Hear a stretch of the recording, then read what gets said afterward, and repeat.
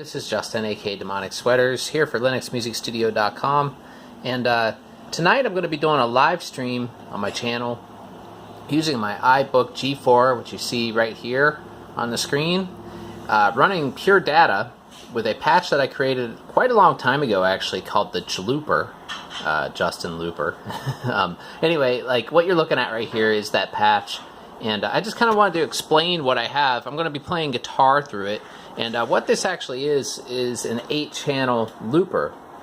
And each one of these little boxes here with all the faders and stuff in it are basically like endless delays, or they can be regular delays as well. And they also have kind of randomized filters on them, as well as bit crushers and some other weird stuff that I put in there. And if you notice here, if I click on one of these, you can see what is actually inside of each one of those little boxes. And what I have over here on the left, let me move my headphones, is my Akai MPK Mini, and this is actually going to be going into the Jlooper and controlling a lot of these functions here. Like if I push, let me switch back here, hold on one second. These buttons up here, if I hit these, you can notice those X's going on and off, and what those are doing is actually that activates each channel for recording. And so I have those mapped to these respectively, 1, 2, 3, 4, 5, 6, 7, 8. And also if I switch, let me get all this off. If I switch to the second bank of this MIDI controller, bank B, I can activate the mod. If you look down here, mod IO, I can turn that on and off on each. I have that in basically stereo pairs, and that's kind of like a bit crusher effect. And what else? Oh, if you were curious about the MIDI control, if I open that up here, this is basically all of these little control in signals here. Send to the various controls on the different channels, and this is basically will depend on how your MIDI controller is set up. You have to set this up, and I'm going to put this program or this patch to download. It's already to download on my old website, but this one's a little bit more updated than the one I have there. So I'm going to put a new version up for you guys to download it if you want to play around with it. But the MIDI control will probably not really work for you. You'll have to reprogram that to work with your MIDI controller. And even if you have another MPK Mini, my settings on mine are programmed a little bit differently, so you would still have to probably set it up differently. But you don't even need a MIDI controller really. It just makes things easier. You can move everything with the mouse.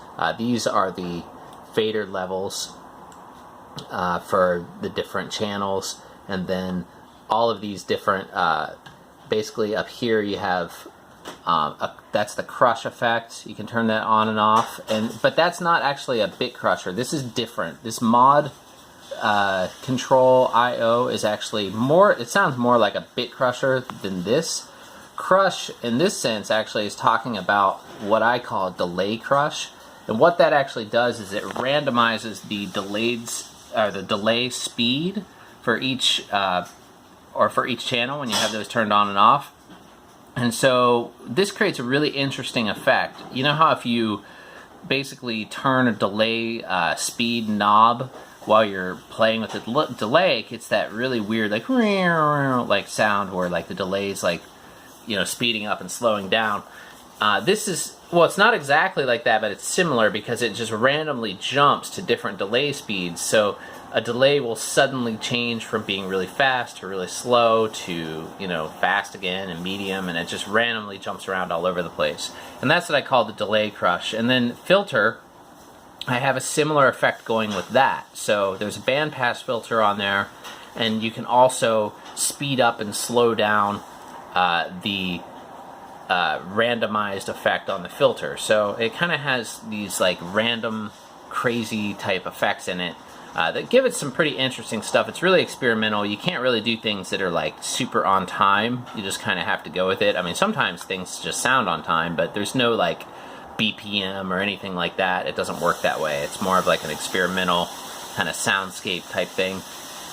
And down here on the lower right, it actually has a built-in wave recorder, so you can record everything you do. and that just saves on a file. You just click here first. You have to do this first. You open up that, and then you name it, whatever you want to name it, and then you just hit record. If you don't open the name first and you hit record, it won't really record anything, so you have to do that first. And so I was just getting all this set up. I'm going to be running through my little Pock Rock guitar amp modeler there, and going into my little, there's a little USB interface that I have plugged into there, and that will be piped out going in to my Behringer UCA202, and then going into OBS, which you can see right there. And I have a couple of different cameras set up, and I'm not exactly sure of the angles that I'm going to do yet, but hopefully all of this stuff will work. But anyway, yeah, if you want to check it out, it'll be tonight at 6 p.m. thereabouts, and if you're around, tune in. And I won't really be able to chat because I'll be playing in this one, but you can still leave comments and all of that. And then of course it'll be on YouTube later if you want to watch it afterwards, or if you're not around. So anyway, thanks for checking it out, and I'll talk to you guys soon.